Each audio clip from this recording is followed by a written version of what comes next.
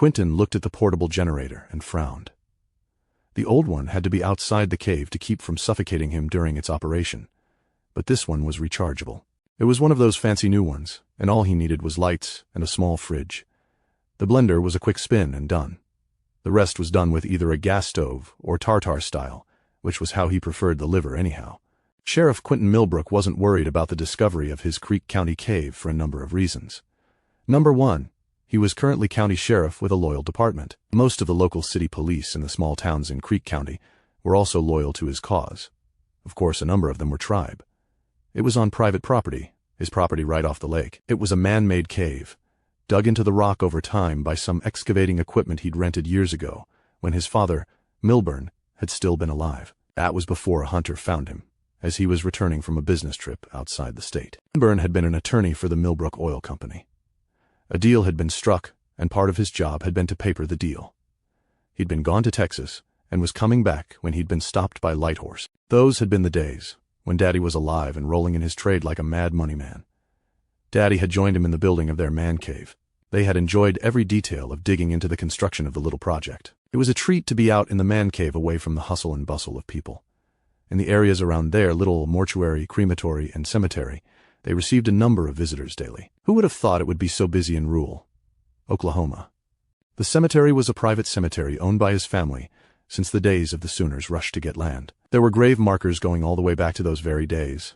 Bones were in the boxes, but in the early days, they had been able to keep closed casket funerals. Closed caskets meant they could feed without suspicion on their family. That had been generations ago. Now things had changed, and live meat was more practical.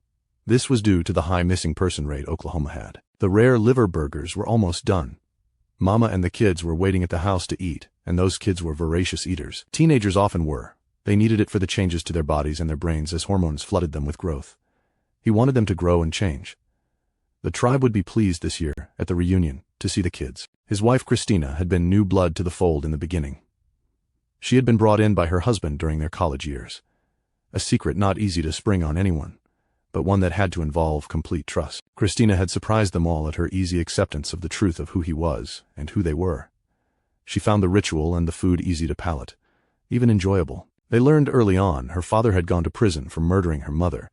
Turned out the psychosis wasn't that far from the apple and the tree sort of thing with Christina. A boon, really, when it came to who they really were, and she loved her children fiercely. It was Saturday, and that meant a visit from his famous brother Michael Millbrook. Michael was as well known as Oral Roberts in the city of Tulsa alone. He was a TV preacher, for lack of a better term, and had his own power hour on the YouTube each Sunday. He always aired live. He detested pre-recorded. The broadcasts were then set up for his loyal followers to re-watch from an archive area he had set up. Quentin loaded up the burgers on the plate and killed the flame. He looked over at the bloody mess on the stone table and realized he needed to give it a quick rinse, or the flies were going to be horrible later in the day. He gave the stone table a quick wipe down and then took the foil-covered burgers out to his souped-up golf cart. He shut the heavy metal doors on his cave and chained it down. Didn't want it exposed to the world in his absence. The house was only a few yards away, but he liked to run the cart rather than walk. Saturday was his lazy day. Quentin's phone rang. It was Grandfather.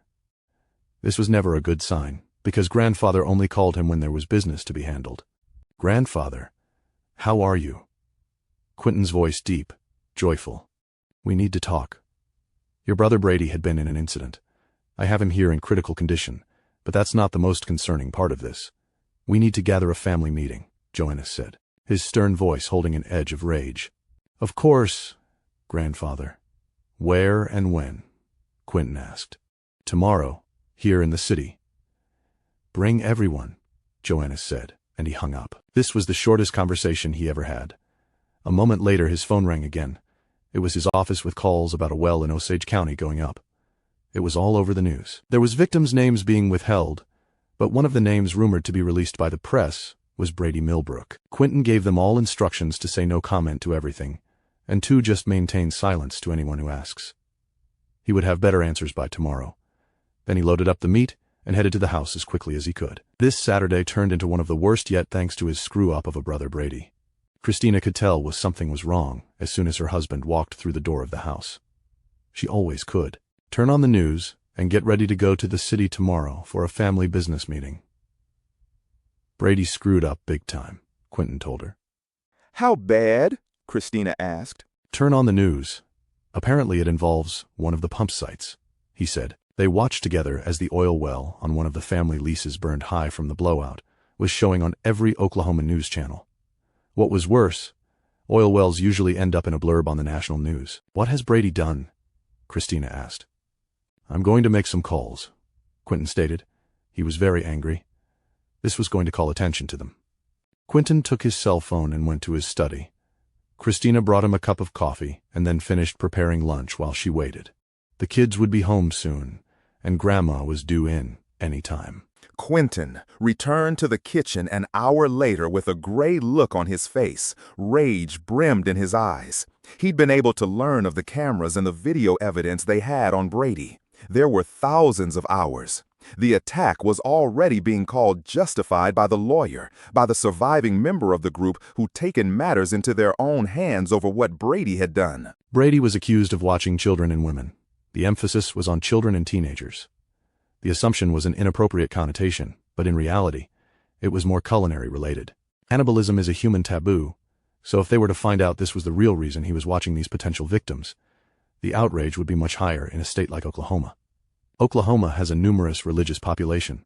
Brady had appeared to violate two very unholy rules among some of the most reviled in Oklahoma. Surviving attacker made a full confession, implicating Brady in the well explosion. This was going to be a problem. It meant more than getting him out of trouble with the local law enforcement. The park manager was still in custody as well as an accessory. She wouldn't last long. Brady had made a mistake by not using a follower to manage the park. His worst mistake was all the hidden cameras, leaving evidence of his indiscretions. What happens now? Christina asked, after Quentin told her what he'd been able to find out. There's a lot more I don't know, but we got to OKC tomorrow and meet with the main family like grandfather wants. It's going to be a bloodbath for someone if we don't, Quentin told his wife. When can we eat?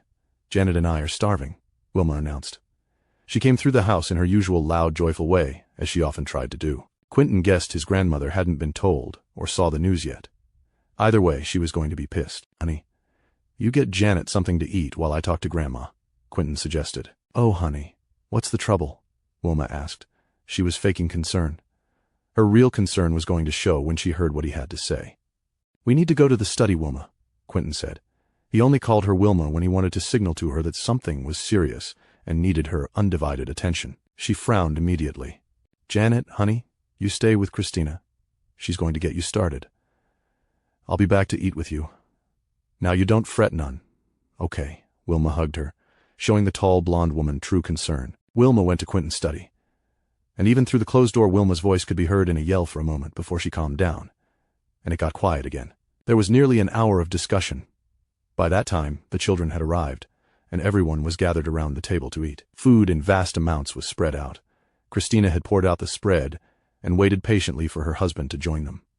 She'd insisted Janet and the children eat. The children questioned Janet insistently about her former home and life as they all ate together. All very interested in teenagers, which Janet found strange, but let it go. After Wilma had gathered her composure, she and Quentin joined the family for lunch. There was a strangely dark cloud over the table as they sought things to talk about other than the topic of Brady.